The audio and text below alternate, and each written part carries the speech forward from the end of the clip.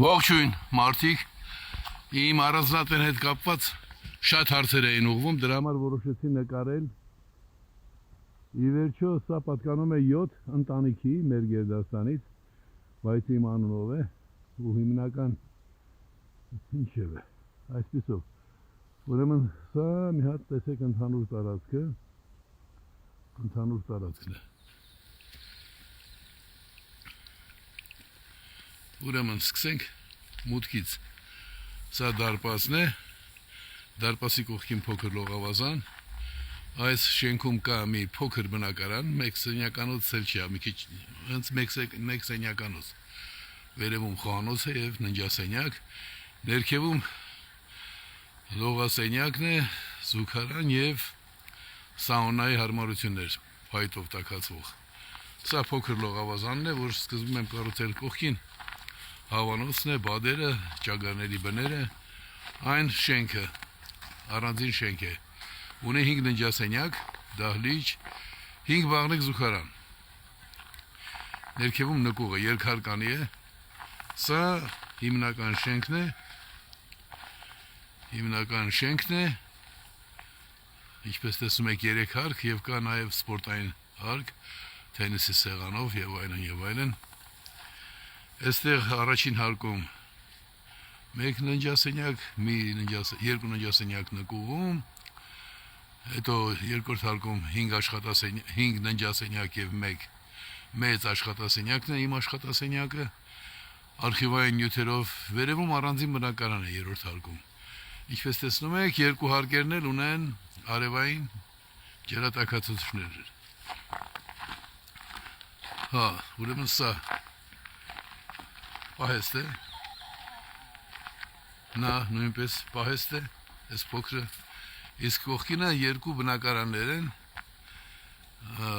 մոտավորապես փոքր բնակարաններ են, 2 սենյականոց, փոքր, երկրորդ հարկում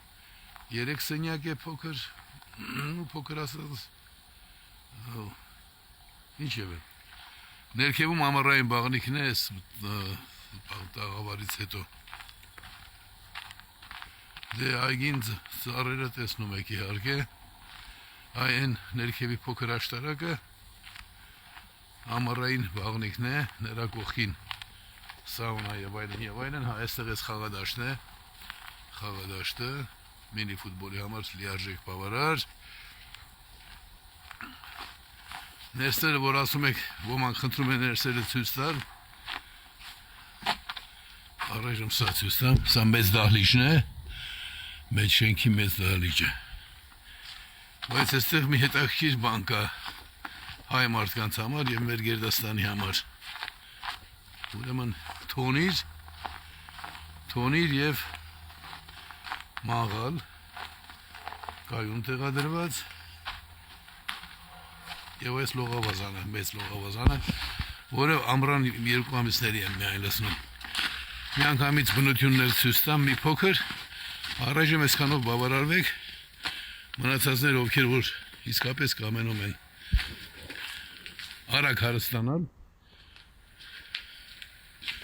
ուրեմն սա թոնիրն է, մաղալը, լողավազանը, այս բոլոր տներ ունեն պատշգամբներ, հենց ձորին նայող պատշգամբներ, այստեղ գառնուկներն է պահում, Գառնուկներ, ուլիկներ,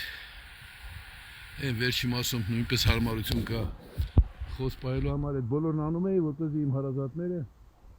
մաքուր սննդանոց հետ ստանան։ Եվ 2 խոսքեր այն բանի մասին։ Ուրեմն 1200 մետր է տարածք համարվողը, այսինքն բնակելի տարածք համարվողը, բնակելի տարածքի համարում նաև այս լողավազանը։ Ես գրել եմ 1000 որ ուղղակի պակասեցրել եմ և ընդհանուր տարածքն 2300 քառակուսի մետր է այգու տարածքը։ Գինն էին հարցնում, գինն էլ գաղտնիք չի, բազմապատկում եք 1000 քառակուսի մետրը, 1200-ը բազմապատկեք, որ հետո հասկանաք, թե ինչքան եք շահում։ 1500-ով ստացվում է 1,8 միլիոն և ամենակիչ գինն էլ հողի գինը դորի բերանին $700 $1,600,000 իրար գումարած անում է 3,400,000 ես դա շուկայական գինն է քանի որ շինությունները կատարյալ ավարտված չեն եւ այլն ես իջեցնում եմ 3.2-ի եւ դա էլ կիսում եմ